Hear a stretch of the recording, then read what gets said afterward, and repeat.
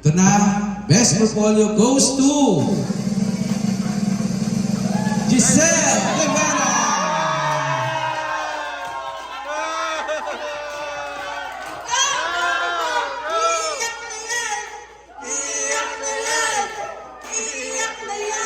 Congratulations! Hi, Giselle! Message. Paiyakin natin to, guys. Go, Giselle!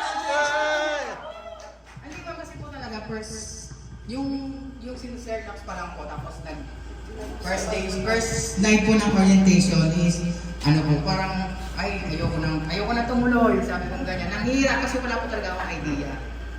So yung mga kasama ko po, may mga idea na, tapos yung kasama ko pa po, medyo, may mga matataas sa mga level yung pinag-aralan. So,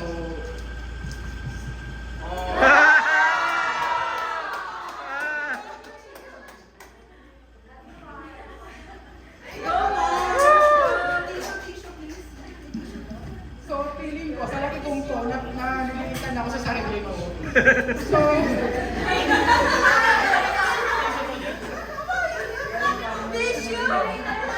hindi, sa totoo lang po, kasi sa laki kong to, naliliit ako nung unang gabi. Kasi sabi ko, bakit ang nataas ang pinag-aralan na tapos ako, high school grad lang, tapos sabi ko, mag-quit na ako kasi ayoko na talaga. So sabi ko, ay pag kinabukasan, sabi ko, nakadepende na lang po sa mga kasama ko at sa magiging trainer ko kung tutuloy pa ako. Ito naman si Sir, luloko-loko rin pala. Kaya sabi ko, masayang kasama. So hindi siya yung tipo na, kasi sa una pa lang po nakita ko siya, ang laki ng katawan, tapos sabi ko, ay stricto to. Sabi ko, gano'n. Tapos nung ano po, na ano pa ako, kasi kahit na gano'n, matataas ang level ng mga kasama ko, pantay-pantay, walang toxic, sabi ko gano'n.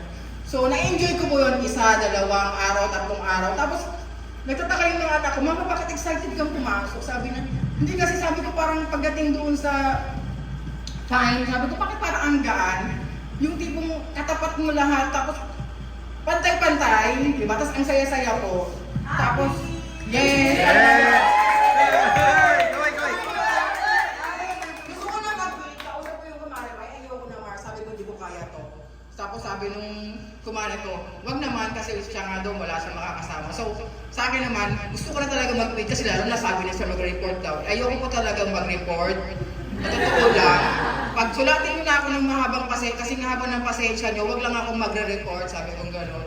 Tapos sabi ko po, sige tuloy ko na. Tapos natatawa naman ako kasi natapos ko yung portfolio na hindi ko po namamalayan. Natapos ko pala, sabi ko ganyan. So napakalaking achievement po para sa akin to kasi wala talaga akong ka-idea na talagang ano ba to, sabi ko ganyan, bakit ako nasa events? Tutuusin, willing din ni Lord kasi ano ko na siya, parang i-apply ko na siya as pagkakaperahan ko na sa totoo lang, yung tipong gagawin ko na rin business, bukod sa contractor, gagawin na rin, magiging event manager na rin po ako. Thank you po sa Fine, thank you po sa Tessa, kay Sir, Ma'am Grace, thank you po sa lahat, Sir Jen.